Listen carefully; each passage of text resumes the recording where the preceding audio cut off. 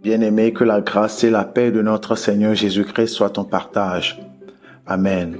Je bénis le nom du Seigneur pour ta vie et celle des membres de ta famille.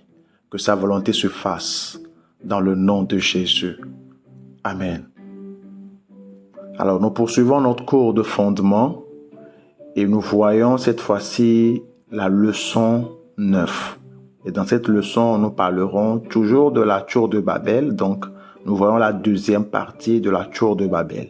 Et ce que nous allons voir de façon spécifique dans cette leçon, c'est d'analyser, de comprendre les répercussions de la dispersion dans Genèse chapitre 11. D'accord? C'est vraiment important ce que nous allons voir parce que cela explique dans une certaine mesure pourquoi Jésus a dit d'aller dans le monde entier faire de toutes les nations des disciples.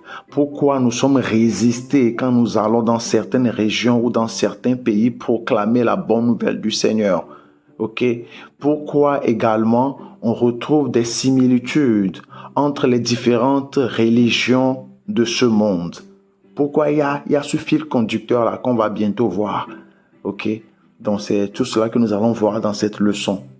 Donc comme verset de base, nous avons toujours Genèse 11 verset 1 à 9, Deutéronome 4 verset 19, Deutéronome 32 verset 7 à 8, Psaume 82 le verset 1 à 6 et le Psaume 89.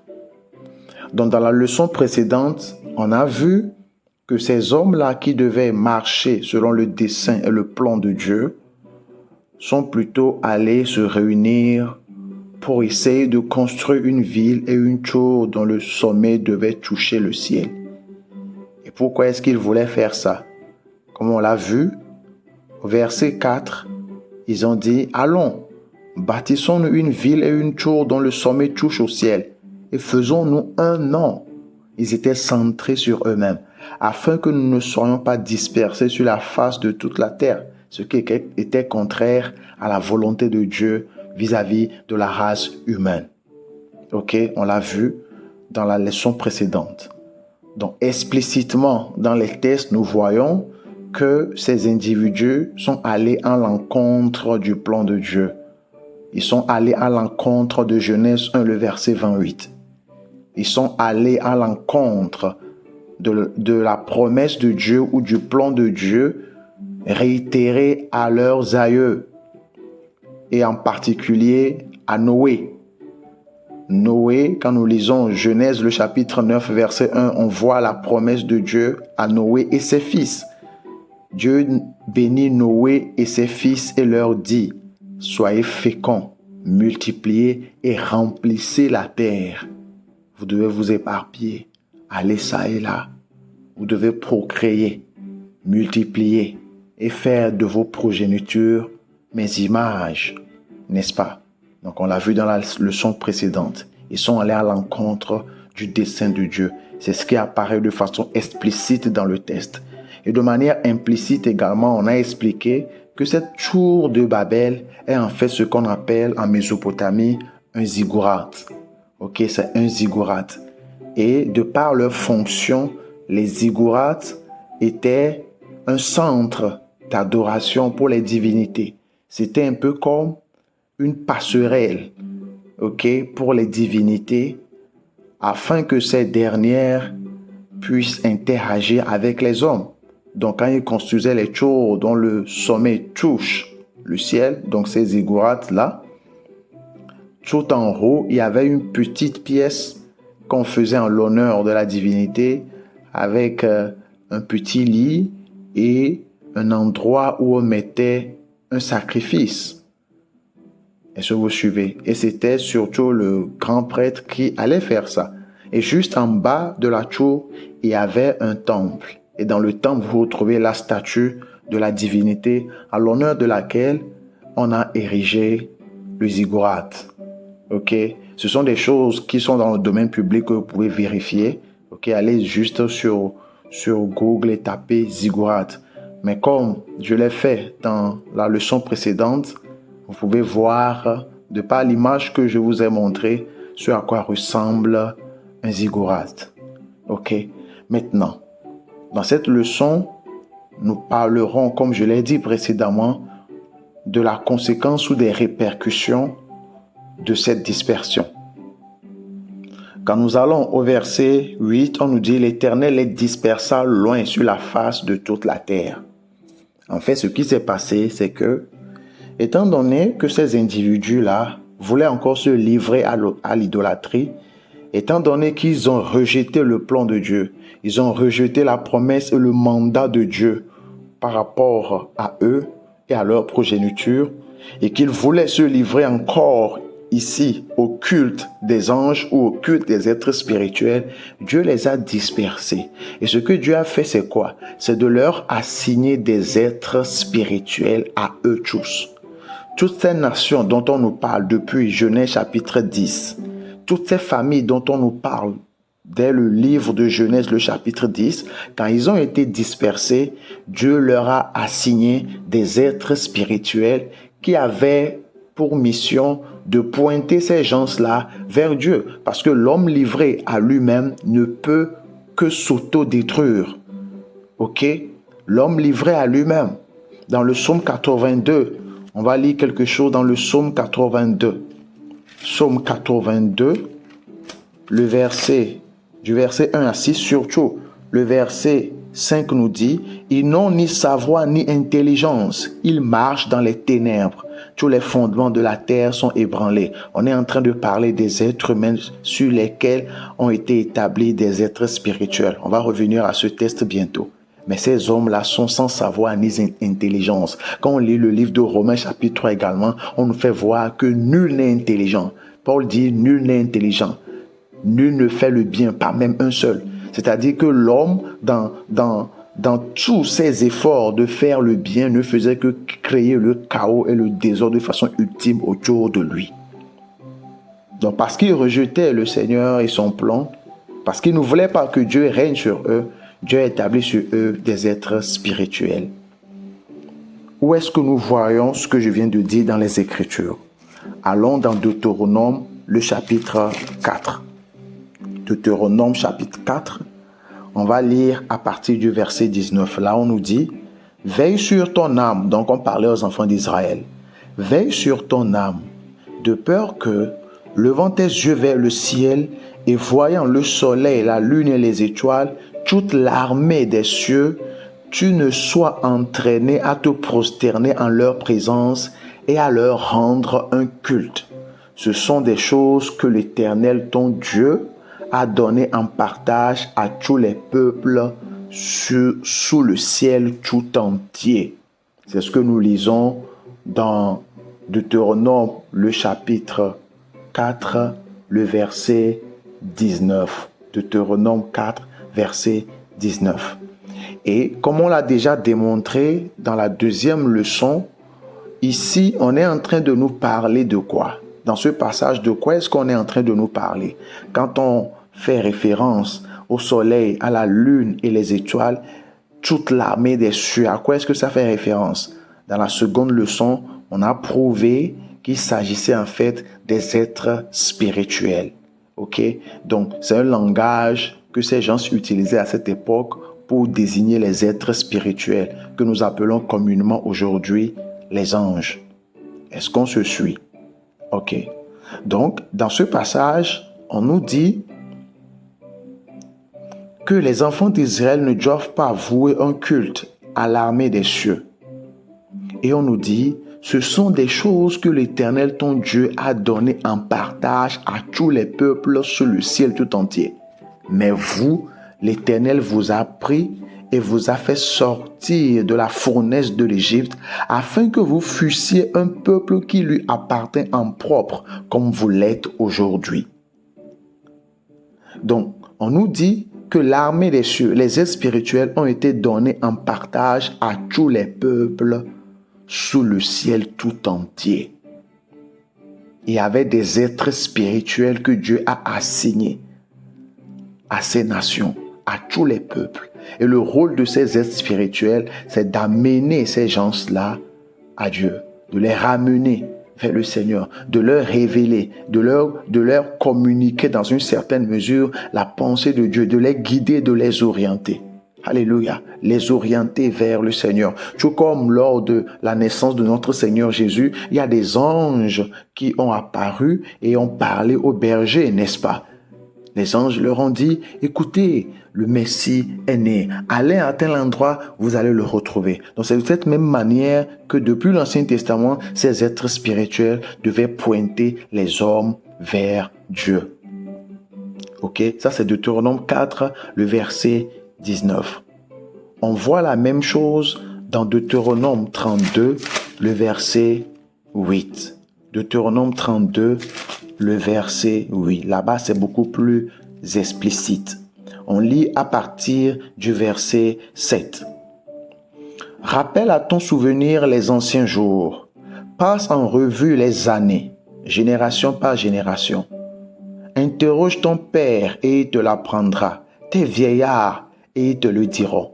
Donc, ici, c'est toujours Moïse qui est en train de parler à son audience, donc à ceux-là qu'il a fait sortir de l'Égypte, n'est-ce pas? Et il leur dit, rappelle à ton souvenir, ou rappelez à votre souvenir les anciens jours, passez en revue les années, génération en génération, interrogez vos pères, et ils vous l'apprendront, les vieillards, et ils vous le diront. Au verset 8, quand le Très-Haut donna un héritage aux nations, quand il sépara les enfants des hommes, d'abord, ici, quand nous lisons, quand il sépara les enfants des hommes, à quel instant est-ce qu'il l'a fait? Parce que quand on nous dit, quand le Très-Haut donna un héritage aux nations, quand il sépara les enfants des hommes, il fixa les limites des peuples, ok, d'après le nombre des enfants d'Israël. Mais la portion de l'Éternel, c'est son peuple. Jacob est la part de son héritage. De l'autre côté, on a vu dans Deutéronome 4, verset 19, on dit ce sont des choses que l'Éternel ton Dieu a données en partage à tous les peuples sous le ciel. Mais eux, la nation d'Israël, le Seigneur les a pris pour les conduire. N'est-ce pas? Ok. Mais ici on nous dit, quand le Très-Haut donna un héritage aux nations, quand il sépara les enfants des hommes, à quel moment est-ce que Dieu les a séparés? Parce que c'est un événement passé, n'est-ce pas? Pendant que Moïse était en train de leur parler, ça voudra dire en fait que c'est un événement qui s'est déjà passé. À quel moment on voit le Seigneur les séparer? À quel moment? On ne peut pas parler de la séparation qu'il y a eu ou bien la distribution des terres qu'il y a eu sous Josué, parce que ça c'est futur. Il venait de les faire sortir, n'est-ce pas? Donc ils ne sont même pas encore allés à Canaan pour qu'on dise que Dieu leur a divisé leurs terres et puis chaque tribu avait son camp, etc. Bien avant cela, à quel moment est-ce que le Seigneur les a séparés? C'est dans Genèse 11. Le seul endroit où on parle de partage et de dispersion, c'est dans Genèse 11. C'est là le Seigneur les a séparés. C'est là il les a dispersés. Maintenant on nous dit, quand il sépara les enfants des hommes, il fixa les limites des peuples, d'après le nombre des enfants d'Israël. Bon, maintenant je vous pose une question. Pendant que Moïse était en train de parler, on vient de voir que ce peuple venait de sortir d'Égypte et on leur communiquait la pensée de Dieu, n'est-ce pas? Ok. Maintenant, on vient de montrer également que la séparation a eu lieu dans Genèse 11 parce qu'il n'y a pas un autre passage ou un autre événement dans la Bible qui nous rapporte cette dispersion. C'est Genèse 11. Ok. Maintenant, la question est de savoir, pendant qu'on les a dispersés dans Genèse 11, est-ce que la nation d'Israël existait déjà? Est-ce que selon vous, la nation d'Israël existait déjà? La réponse est non, n'est-ce pas? Israël n'existait même pas encore à cette époque. Parce que pour qu'Israël vienne à l'existence, il faudrait d'abord que Dieu appelle Abraham, ensuite Isaac, Jacob qui devient Israël avec ses 12 fils. Ok. Or, c'est dans Genèse 12 que Dieu a appelé Abraham. Dans Genèse 11, on ne l'avait pas encore appelé. Donc, la nation d'Israël n'était pas encore à l'existence lors de la dispersion. Est-ce que vous suivez? Donc, ça nous pose un problème. Parce que si on nous dit qu'il a séparé les enfants des hommes, il fixa et qu'il a fixé les limites des peuples, d'après le nombre des enfants d'Israël, on a un réel problème, n'est-ce pas? Si c'est dans Genèse 11 qu'il les a séparés et que les enfants d'Israël n'existaient même pas encore, on doit faire quoi alors? On doit faire quoi? Quelle est la solution? La solution se trouve en fait au niveau des tests. On est effectivement en train de parler de Genèse 11. Mais ce que nous avons ici dans la version Louis II, c'est-à-dire le verset 8, on nous dit qu'il a séparé les enfants des hommes, il a fixé les limites des peuples d'après le nombre des enfants d'Israël. C'est là où se situe le problème. En fait, la Bible, le Louis II que nous utilisons surtout dans l'Ancien Testament, a été traduit des textes hébreux masorétiques. Ok? Les textes hébreux masorétiques. D'accord? On dit souvent les textes masorétiques. Ok? Alright. Maintenant, bien avant qu'on ait les textes masorétiques, on avait les textes grecs qui sont en fait une traduction de l'hébreu. Au temps de Jésus, 200 ans avant Jésus, on avait déjà traduit les textes hébreux en grec, qu'on a appelé la Septante. D'accord? La Septante. Ok? Donc la Septante était en vigueur et était utilisée bien avant même la naissance de Jésus. Près de 200 ans avant sa naissance, la Septante était en vigueur. En son époque, on l'a utilisée. Pourquoi? Parce qu'à un moment donné, les Juifs s'étaient un peu dispersés dans les régions grecques et comme la langue, Alexandre le Grand a fait proliférer la langue grecque à cette époque-là. Les gens étaient familiers avec la langue grecque, donc à un moment donné, il a fallu qu'on traduise les textes hébreux en grec, afin que les Juifs qui vivent dans ces régions où on parle grec puissent également communier, parler avec communier et puis échanger au sein de leur communauté. Ok, parce qu'il y a des Juifs qui sont, on les appelle les Juifs de la diaspora, ok, ou les Juifs de la dispersion, on peut utiliser le langage de Jacques. Donc, il parlait grec. Donc, il a fallu qu'on traduise ces textes-là en grec pour que ces gens-là puissent comprendre. Maintenant, quand nous allons donc dans la Septante, Deutéronome chapitre 32, au verset 8, on ne retrouve pas d'après le nombre des enfants d'Israël. On retrouve d'après le nombre des fils de Dieu. Ce n'est pas le nombre des enfants d'Israël, mais d'après le nombre des fils de Dieu. Et gardez à l'esprit que les textes masorétiques qu'on a utilisés pour faire la traduction de Louis II, par exemple, ont une ancienneté beaucoup plus tardive que la Septante. C'est-à-dire, c'est près de 1000 ans après Jésus-Christ qu'on a eu le corpus complet des textes de l'Ancien Testament qu'on appelle les textes masorétiques et c'est ce qu'on a utilisé. Mais la Septante était déjà en vigueur 200 ans avant. Et je vous suivez. Et donc, dans ce texte qui est beaucoup plus ancien, dans la Septante, on voit d'après le nombre des fils d'Israël. Ok? Et c'est pourquoi vous allez voir dans certaines versions comme des versions anglaises de la Bible, ESV, NLT, vous retrouvez qu'ils ont traduit ce passage-là par quand il sépara les enfants des hommes, il fixa les limites des peuples d'après le nombre des fils de Dieu. Ok? Maintenant, en 1947, on a découvert ce qu'on appelle les manuscrits de la mer morte. Donc, on a retrouvé des anciens parchemins, des anciens textes de l'Ancien Testament. Ok? Et il se trouve que par la grâce de Dieu, on a retrouvé une partie de Deutéronome, et le livre de Deutéronome aussi. Et quand on voit la traduction, ou bien ce qui se trouve sur ce parchemin-là, Deutéronome 32, le verset 8, là également, on retrouve Fils de Dieu.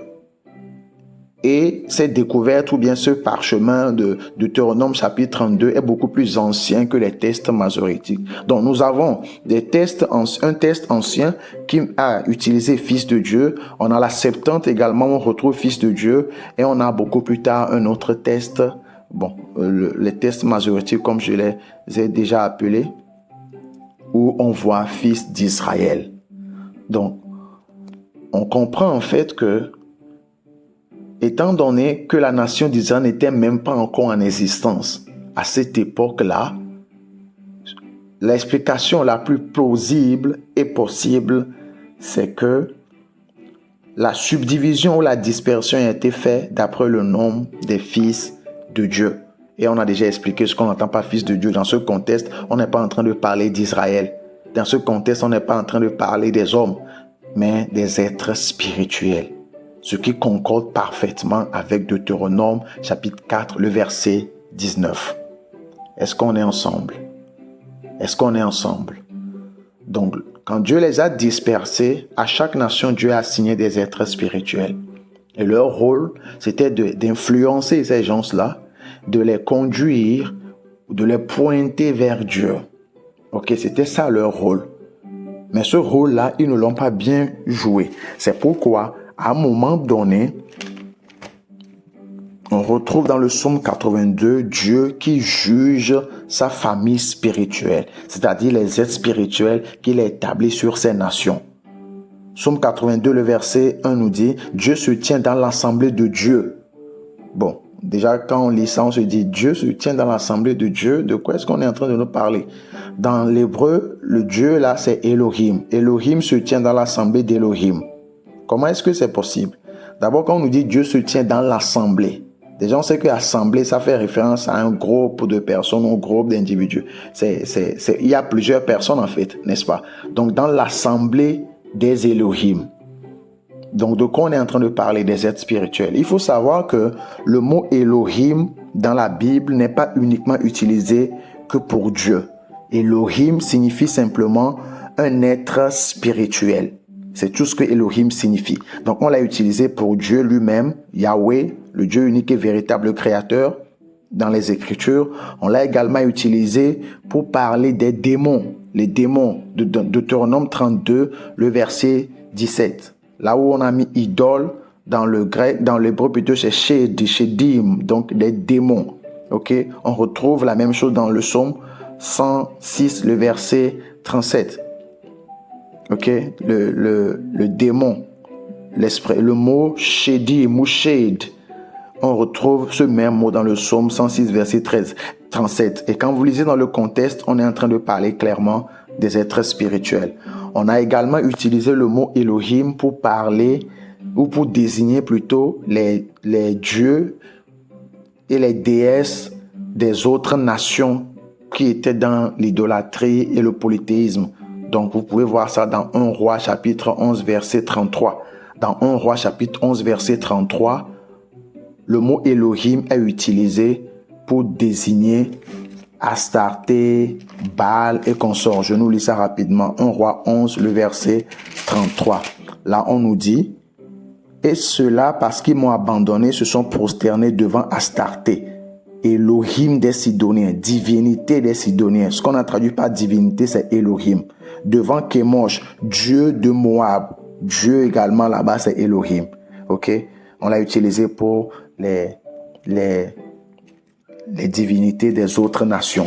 Donc dans le psaume 82 également, on l'a utilisé pour les êtres spirituels que nous appelons communément les anges. À cette époque-là, eux, ils ont compris qu'Elohim est utilisé pour désigner une entité spirituelle.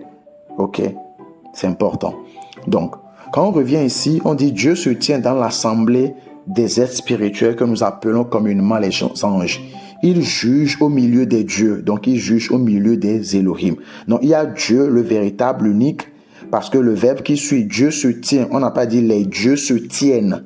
Dieu se tient. Le verbe là-bas, même dans l'hébreu, c'est conjugué au singulier. Donc Dieu. Ok, c'est vrai qu'on a utilisé Elohim, mais le verbe qui suit est au singulier. Donc, on parle d'une seule entité. Maintenant, il se tient dans l'assemblée de Dieu. On ne se tient pas dans l'assemblée d'une seule personne, mais de plusieurs, n'est-ce pas? Il juge au milieu des dieux. Ok, maintenant, il dit, jusqu'à quand jugerez-vous avec iniquité et aurez-vous égard à la personne des méchants? Rendez justice aux faibles et à l'orphelin. Faites droit aux malheureux et aux pauvres. Sauvez le misérable et l'indigent. Délivrez-les de la main des méchants.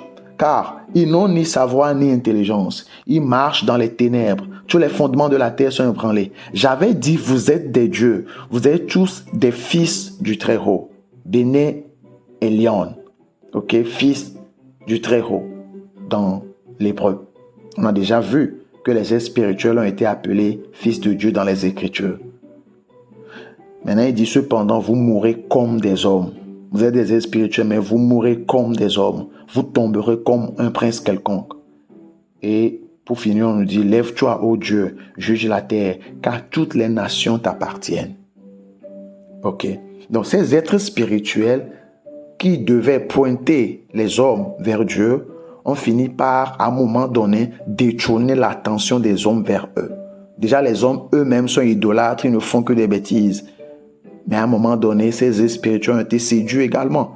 Parce qu'ils sont dotés du libre arbitre, ils ont préféré recevoir l'adoration des hommes. Ils ont commencé par faire ce qui ne devait pas être fait. Est-ce que vous suivez? Est-ce qu'on se comprend? Donc, quand Dieu les a établis sur les différentes nations, il devait pointer les hommes vers Dieu, n'est-ce pas? Et c'est ce qui explique pourquoi, dans toutes les religions et les cultures, depuis les temps anciens jusqu'alors, on retrouve des similitudes. On retrouve le motif de sauveur, de Dieu qui veut sauver, du péché, de la culpabilité, de la condamnation, dans les différentes religions qui ont existé depuis les temps anciens jusqu'alors. Parce que les êtres spirituels qui influençaient ces nations-là avaient pour rôle, comme je l'ai déjà dit, de servir les intérêts de Dieu, de faire connaître la pensée de Dieu, d'orienter ces gens-là vers Dieu, n'est-ce pas? Et c'est ce qu'ils ont essayé de faire. Ils ont bien commencé, mais à un moment donné, ils se sont pervertis dans leur voie. Et c'est pourquoi ils font l'objet d'un jugement dans le psaume 82 qu'on vient de lire. Est-ce qu'on se suit? Donc quand Jésus est mort, il est ressuscité, il a dit, tout pouvoir m'a été donné dans les cieux et sur la terre. Allez-y et ramenez toutes les familles en Christ. Ces êtres spirituels qui continuent de les influencer, qui les retiennent captifs, ces êtres spirituels-là, allez les détrôner. Aucune principauté ni puissance ne peut vous résister. Allez-y prêcher la bonne nouvelle, ramenez ces gens. Alléluia. Voilà la répercussion de la rébellion des hommes dans le livre de Genèse chapitre 11. Lors de la dispersion, Dieu a assigné des êtres spirituels à ces différentes nations. Mais Dieu, à un moment donné, s'est pris, on va voir ça prochainement, pendant qu'ils étaient tous dans l'idolâtrie, pendant qu'ils étaient tous là, errants, ça et là, Dieu, à un moment donné, a pris l'un d'entre eux, Abraham, qui était également en Mésopotamie, à Babylone. Dieu l'a pris pour commencer une nouvelle œuvre avec lui. Alléluia. Gloire à Dieu. Amen. Nous remercions le Seigneur pour sa grâce et sa bonté. Nous remercions le Seigneur pour ses merveilles dans nos vies. Lui qui nous a rachetés de toutes les nations par le sacrifice de son Fils à la croix. Alléluia. Que le nom du Seigneur soit loué. Amen.